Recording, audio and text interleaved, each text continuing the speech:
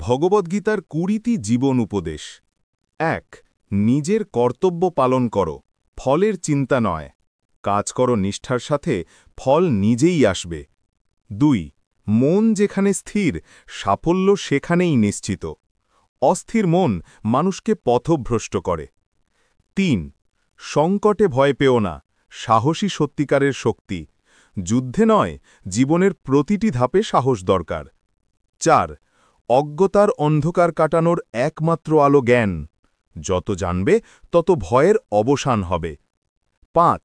মানুষের প্রকৃত শত্রু তার নিজের মন। মনকে জয় করতে পারলে পৃথিবী তোমার। ৬.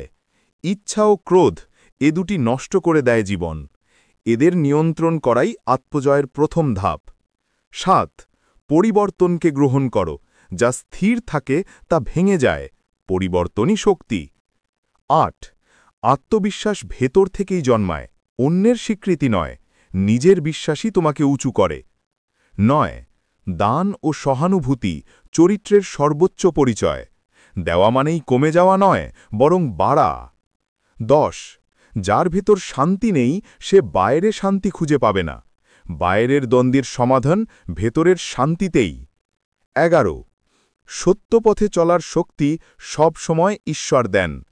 সত্য কঠিন হলেও সে পথই মুক্তির। ১২. অহংকার মানুষকে পতনের দিকে ঠেলে দেয়।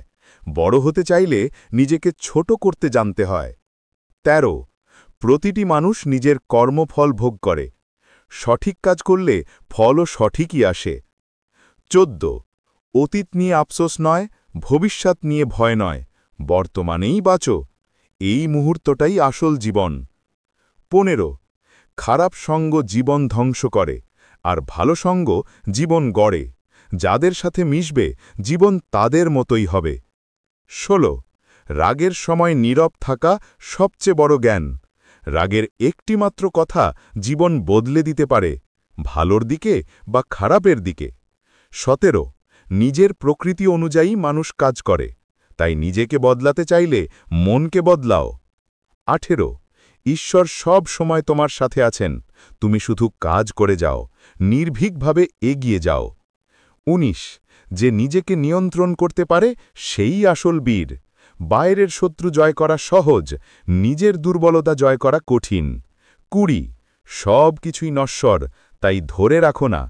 ত্যাগের মধ্যেই আছে আসল স্বাধীনতা। প্লিজ সাবস্ক্রাইব করুন, কারণ এখান থেকে আপনি প্রতিদিন কিছু নতুন শিখবেন।